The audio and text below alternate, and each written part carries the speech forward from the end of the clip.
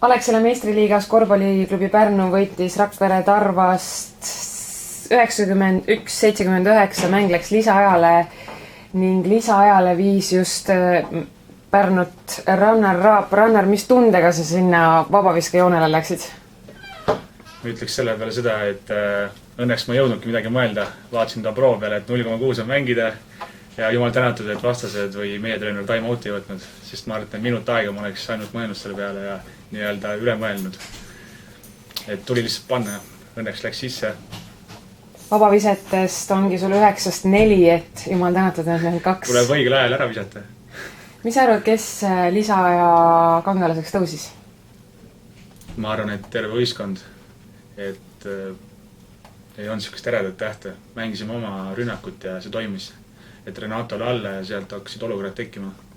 Ajasime mängu kiireks ja sealt tulid õiged visked ja nagu näha siis 17-5, 5 minutiga 7 sanga, et pole midagi öelda. Kas Renato korraks tekkis ka selline tunne, et nüüd läheb mäng käest ära? Ma mõtlen just ennem lisaaega. Ei oska öelda, lihtsalt jõud oli juba sees ja energia oli sees ja tunne oli okei juba selle aeg ja et ei oska öelda. Siin peatreener mainis, et sa olid mängu kangelane, eriti lisaaja kangelane, et su statistika siin on tegelikult ju meeletu 19 punkti, 10 lauapalli, 8 resultatiivset söötu, et väga kõva mäng sinu poolt. Rannar meeskonna parimana 24 punkti, et mis selle usu tõi, mis lisaajal, kust te selle jõu võtsite, sellepärast et näha oli, et tegelikult vastasmeeskond oli suhteliselt väsinud juba ja ega meilgi lisaajal olid ju välja langenud nii Silver Lepik kui Janis Vahter. Ma arvan, et meil oli lihtsalt lisaajal rohkem jõudu, sest nende kõige nii-öelda raskem või kõige suurem mängija Siprus sai 5. vea ja ma arvan, et see andis meile hindu juurde. Et meil oli kaitses kergem mängida, saime kogu aeg vahetada ja rünnakul kõik sujus, nagu enne ütlesin. Kuidas vahetusmängijad sekkusid mängu? Minu arvast mul üks hea sõber ütles ka, et tänase mängu jokker oli võib-olla Elgar Tomsalu, et viskas õigel ajal ära ja samuti Robert oli tubli nagu alati, et ta nagu ei põena, ta tuleb enesekindlalt ja see ongi nagu peamine.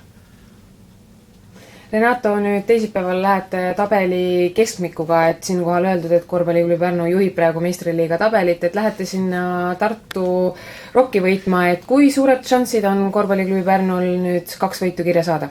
No, et meie mäng ja me on kogu aeg võitu kätte saama, aga noh, me oleme lolliks natukene, siis on raske.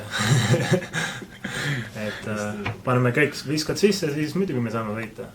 Et korvpall on mäng ja noh, iga mäng on oma moodi ja et see ole niivõrd suur asi. Me ei karda keegi, et me mängime väga tugev ja kiiresti ja me teeme tugev trenn, et me kõik on hästi palju jõudu, nägin täna, et iga minut mängus läheb ära, me läheme natukene tugevamaks.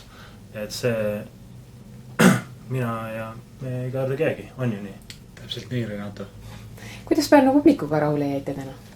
Tundus, et täna oli nagu hooaja rekord publiku suhtes, et ma arvan, et iga mäng, mis me võidame, seda rohkem hakkab nagu publikult tulema. Ja nagu näha oli, siis rahvas oli püsti ja siuksed emotsioone ainult juurde vaja. Et väga-väga tähtis on publiku osa muidugi.